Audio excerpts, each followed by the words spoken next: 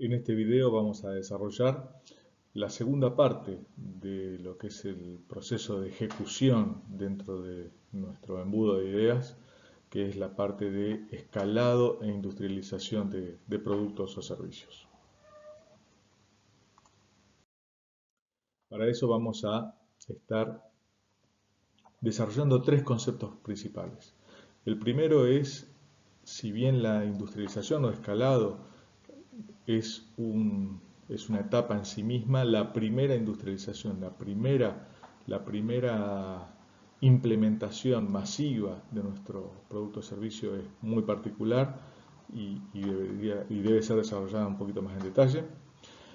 Vamos a ver los elementos claves en el proyecto, en los proyectos de escalado. Y por último, vamos a discutir un poco el paradigma que se genera entre innovación en la parte de desarrollo de nuevos productos o servicios y el uso de estándares durante la operación. Recapitulando un poco, habíamos presentado el embudo de ideas, que es una representación gráfica del esquema de filtros o cómo una nube, un universo de ideas se transforma en un producto que satisface una necesidad, un producto o servicio que satisface una necesidad al alcance de toda la población objetivo, a través de diferentes etapas de filtrado donde principalmente se ratifica o se rectifica la relevancia de cada una de esas ideas hasta llegar a elegir la más atractiva en términos de beneficio versus esfuerzo. Esta representación esquemática se traduce en un modelo de etapas y compuertas, que es probablemente la herramienta más común en las organizaciones con un sistema de innovación maduro, donde por supuesto las distintas etapas pueden variar de organización a organización dependiendo del tipo de organización, pero el concepto en el que lo que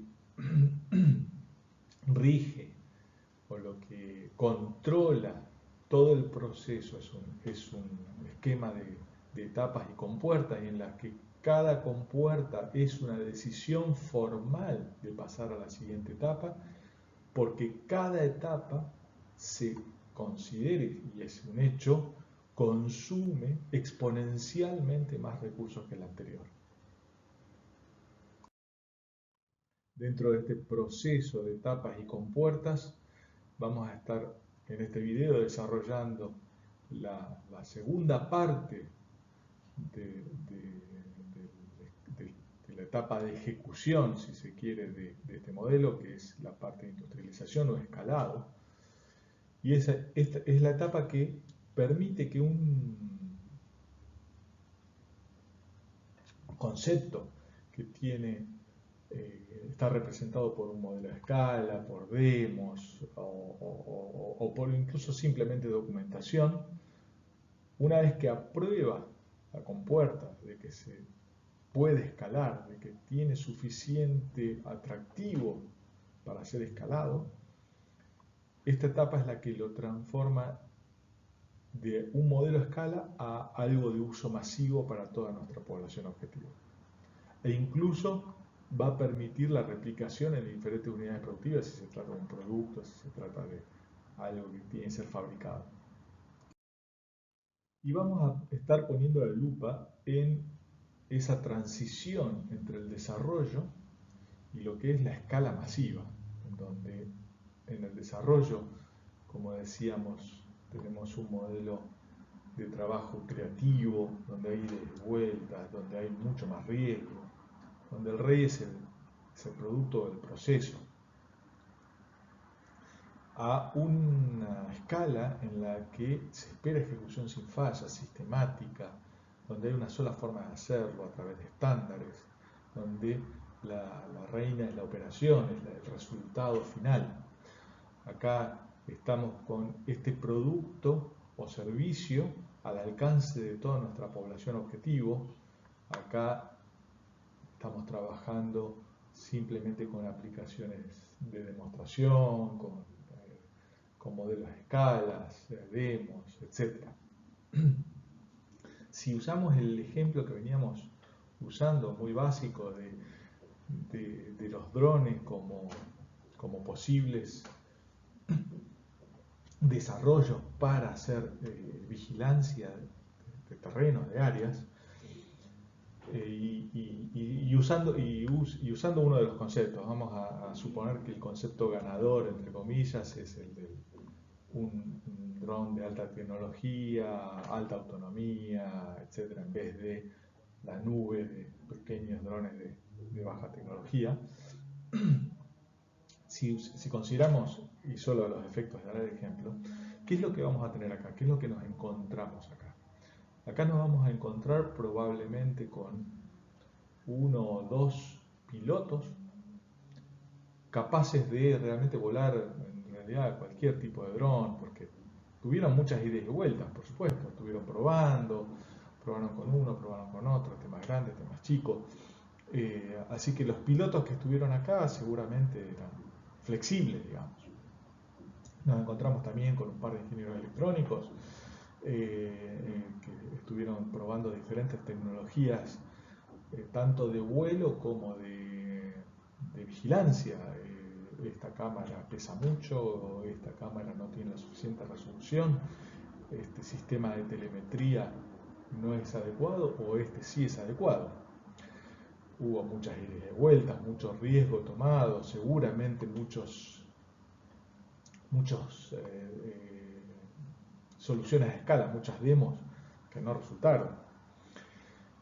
Pero entonces el universo que nos encontramos aquí es una docena de personas, ingenieros electrónicos, ingenieros de comunicaciones, algunos técnicos de vuelo, algún ingeniero aeronáutico capaz de analizar y desarrollar la parte de autonomía, algunos pilotos flexibles capaces de volar distintos tipos de equipos a escala. ¿Y qué nos encontramos acá? ¿Qué es lo que vamos a ver acá? Vamos a suponer que la necesidad a satisfacer, en este caso vigilancia de un área, para esta solución ganadora requiere de 20 estaciones. De 20 estaciones de trabajo, de 20 estaciones, porque un solo dron no va a cubrir toda el área, sino que toda esa área se distribuye en una superficie tal en la que 20 estaciones son lo suficiente. ¿Qué es lo que nos vamos a encontrar acá como población objetivo y como equipo? Al menos 200 pilotos, trabajando 24 horas, un par de pilotos por dron, un par de pilotos por dron por turno, uno encargado del vuelo, uno encargado de la instrumentación, al menos. Un par de cientos de pilotos, un par de docenas de supervisores que sean también capaces de entrenar con procedimientos de entrenamiento claros, porque esos pilotos son súper especializados.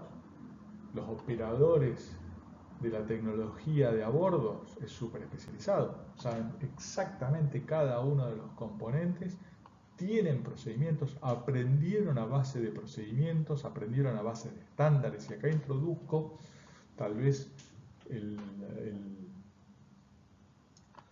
paradigma que se genera. Acá no hay creatividad, acá queremos una sola forma de hacer las cosas.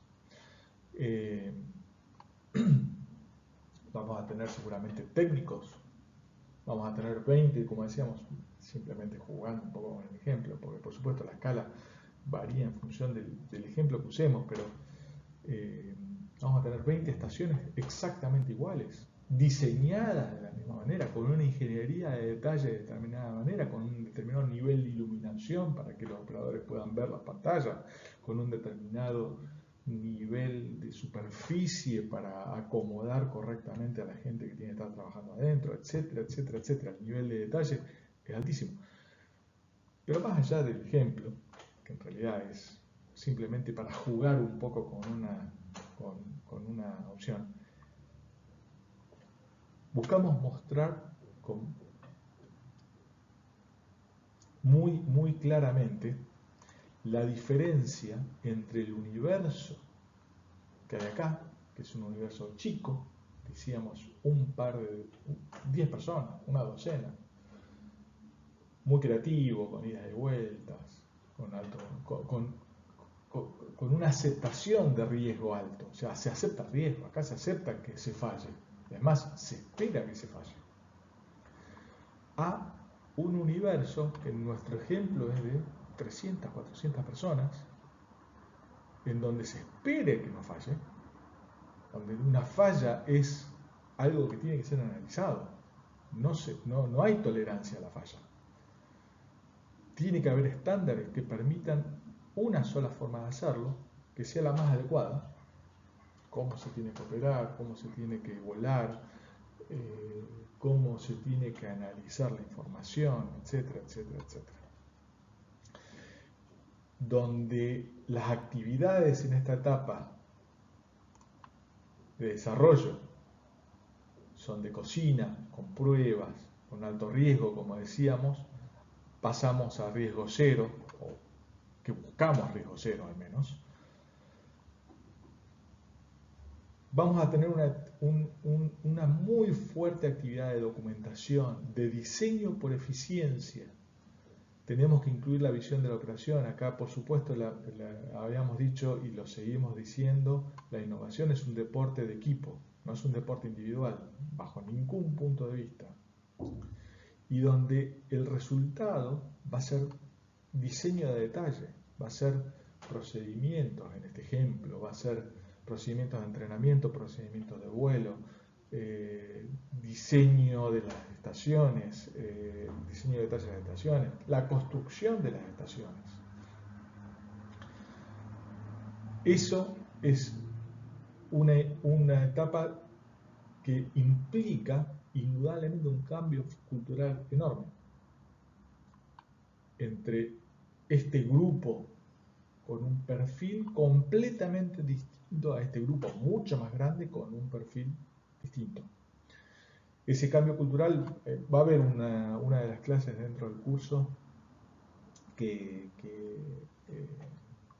va a explorar cómo hacer, digamos, cuál es una herramienta de gestión de cambios culturales que es muy conocida, por lo menos que es Kotter.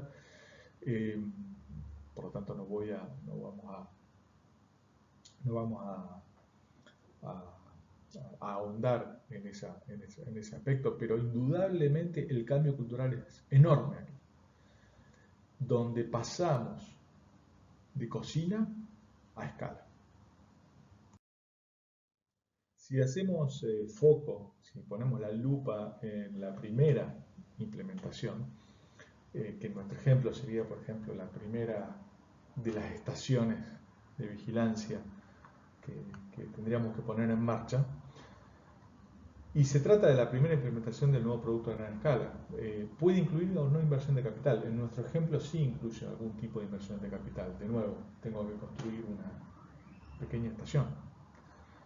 Tengo que entrenar un grupo de 5, 6, 10 operadores. Tengo que tener un supervisor, tengo que tener un par de técnicos de mantenimiento, etc. Esa primera implementación es la interfaz del desarrollo con la operación y normalmente, como habíamos visto en el slide anterior, está liderada por el equipo de innovación al principio y por el de operación al final. Esa primera vez tiene un mayor nivel de riesgo al normalmente aceptado en operaciones. Sigue habiendo un cierto grado de riesgo la primera vez. No así, no debería así hacerse, no debería ser aceptable en las otras 19 estaciones. Y cambia el paradigma de perfil de gente que participa, que ese probablemente sea el cambio más grande y más difícil de hacer. Es muy fácil armar una estructura, armar una casa. Es mucho más difícil trabajar con un cambio cultural. El resultado que se espera, por supuesto, una descripción detallada del proceso con muy baja incertidumbre para las próximas implementaciones. Como decíamos, la primera vez se puede llegar a aceptar algún tipo de incertidumbre, las otras 19 no, en nuestro ejemplo de 20 estaciones de vigilancia. Ahí el perfil costo-beneficio tiene que ser exacto, impacto, beneficio o esfuerzo.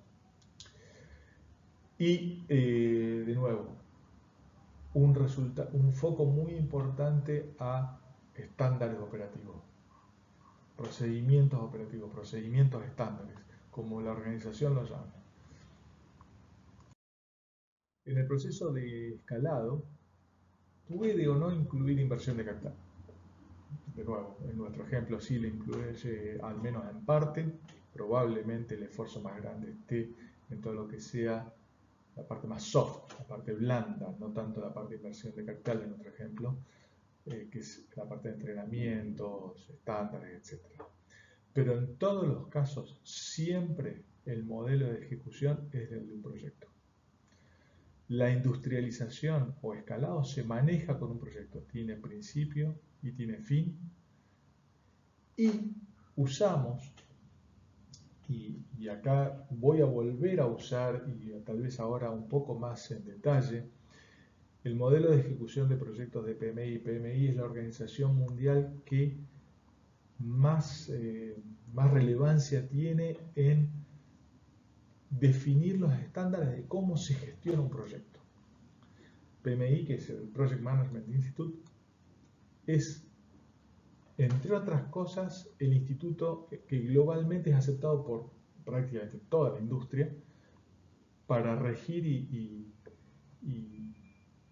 definir las herramientas que van a permitir una gestión eficaz de proyectos. Vamos a hablar de un par de estas herramientas o un par de estos conceptos clave. De nuevo, no es el objetivo de este curso hablar de gestión de proyectos, pero por supuesto es indispensable ya que forma parte realmente de la actividad de innovación. Y por supuesto, no puede ser de otra manera, PMI establece para la gestión de proyectos también un modelo de etapas y compuertas. En realidad es de 9 etapas con sus compuertas respectivas. Acá está simplificado a 3 grupos de etapas, que es el diseño, la ejecución y la puesta en marcha. Pero cada uno de estos grupos tiene 3 etapas adentro con sus respectivas compuertas. Simplemente como comentario, PMI dice que la mejor herramienta de gestión de un proyecto es un modelo de etapas y compuertas. Y vuelvo a hacer un paréntesis en lo que es, según PMI, la definición de un proyecto. Un proyecto es un esfuerzo temporal que se lleva a cabo para crear un resultado único. Tiene principio, tiene fin, tiene un objetivo claro, concreto, y es, de nuevo, temporal.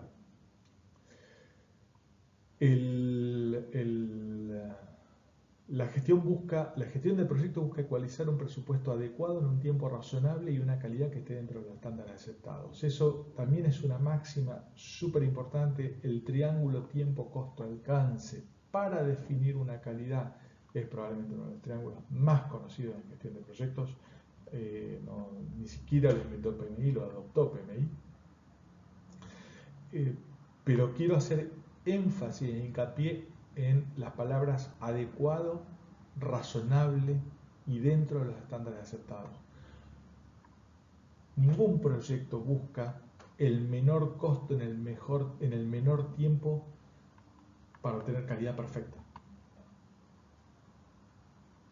Busca el costo adecuado en el tiempo razonable para una calidad aceptable. Y ese balance tiene que estar muy claramente definido al principio. Sigo con el mismo ejemplo, pues, simplemente para usar la misma estructura. Cuando voy a construir un dron, y ahora tal vez me retrotraigo a la etapa de desarrollo, pero también es una gestión de proyecto, no voy a querer un dron con autonomía infinita. No existe. O sea, el costo va a ser monstruoso, el tiempo va a ser infinito y, en realidad va a ser inútil que intente eso porque no voy a tener ningún resultado lograble en un tiempo razonable. Hay una frase que se usa muchísimo: no dejes que la perfección se interponga en la concreción de tus objetivos. Y creo que es muy válida. Calidad adecuada, costo adecuado, tiempo razonable. Y eso es lo que se busca en una gestión de proyectos correcta. Y vale la pena detenerse un minuto en lo que significa la gestión de proyectos correcta. Se dice muy seguido, muy frecuentemente, que el responsable de un proyecto, la gestión de proyectos, es una profesión. Y es la única profesión para la que no hay una carrera. Yo quiero un gestor de proyectos que sea profesional, y es la única profesión en la que no existe una carrera que me valide como gestor de proyectos. De hecho, PMI lo que intenta hacer es justamente certificar a través de sus distintos niveles de certificación o de títulos a los gestores de proyectos. Pero bueno, ¿por qué se busca profesionalizar esa gestión de proyectos? Primero, para minimizar los desvíos respecto del estudio conceptual. Yo parto de un estudio conceptual, quiero llegar a un resultado, respetando el tiempo acordado, porque el estudio conceptual no es más que un contrato, ni más ni menos que un contrato. El gestor de proyectos firmó con la persona que le encargó esa tarea un contrato en el que se prometieron mutuamente respetar un costo en un determinado tiempo para entregar un determinado alcance dentro de una calidad esperada. Ese contrato, con una gestión profesional, podemos minimizar desvíos, podemos maximizar la repetibilidad de los resultados, o sea, consistencia. Si tengo que repetir ese proyecto, me permite acelerar la etapa de puesta en marcha, me permite reducir el esfuerzo de la curva de aprendizaje. La puesta en marcha es lo que en la industria se conoce como la curva de aprendizaje, para poder lanzar un nuevo producto, un nuevo método, un nuevo proceso al mercado.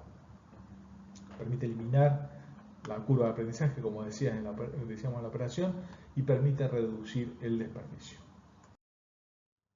Y quiero hacer un paréntesis también en una de las tendencias claves en gestión de proyectos. Para todo aquel que ha estado en proyectos, en gestión de proyectos, sea de capital o no, pero fundamentalmente se ve en inversión de capital, este es el perfil de recursos que típicamente pasa, y es poco esfuerzo en el diseño, más esfuerzo en la implementación y muchísimo esfuerzo en la puesta en marcha, en el arranque, en el proceso de validación. La tendencia y lo que se busca y la gran lección aprendida del mundo de gestión de proyectos es que en realidad hay que revertir esa curva. La curva, todos los recursos posibles hay que ponerlo en la parte de diseño para que la implementación sea más sencilla y la puesta en marcha sea sin eventos. Ese cambio es una gran lección aprendida a nivel mundial, no es un cambio que se está estableciendo muy fuertemente en la industria y en todo, y por supuesto está muy promulgada por PMI y por las organizaciones que están tratando de profesionalizar la gestión de proyectos. El esfuerzo de hacer un cambio o corregir un error o una omisión aumenta en un factor de 10 en cada etapa del proyecto. Es, por supuesto, muy esquemático, pero es conceptualmente claro. Durante el estudio conceptual, donde es una sola persona haciendo garabatos en el papel, algo que me cuesta un peso, durante el diseño básico y de detalle, en el que hay 10 ingenieros trabajando en AutoCAD, me cuesta 10 pesos. Pero que en la implementación, cuando ya estoy comprando materiales y contratando mano de obra, me cuesta 100 pesos. Pero lo más grave y lo más crítico es durante la fabricación o la operación, o sea, durante la vida útil, algo que fue diseñado incorrectamente o fue pensado incorrectamente, es un error que se paga 1000 veces más caro. Una tendencia muy importante en la gestión de proyectos es el uso de estándares. ¿Cuáles son los beneficios que tengo en el uso de estándares? Fundamentalmente es la acumulación de conocimiento previo. Me evita reinventar la rueda. No se cometen los mismos errores. Se comienza la carrera desde donde la dejaron los otros. No tengo que empezar la carrera siempre desde el principio y rehacer lo que ya otros han hecho. Permite compartir con colegas. Creo que probablemente sea el beneficio más importante, que es la transferencia de conocimiento. Y asegura permanencia en el tiempo. Pero por supuesto todo tiene un costo. Cuando obtengo un beneficio, tengo que pagar algo. Y la primera es que es una solución suficientemente buena, no necesariamente la mejor. Siempre algo es mejorable. El estándar tiene que ser suficientemente bueno para poder replicarlo y para poder aprovechar todos estos beneficios. Y por definición no es flexible. Si lo fuera, deja de ser un estándar.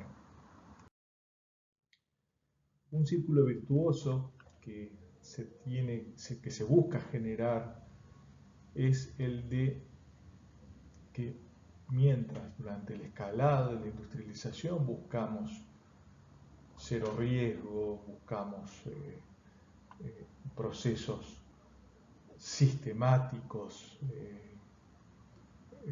buscamos el uso de estándares, mientras que durante la investigación y desarrollo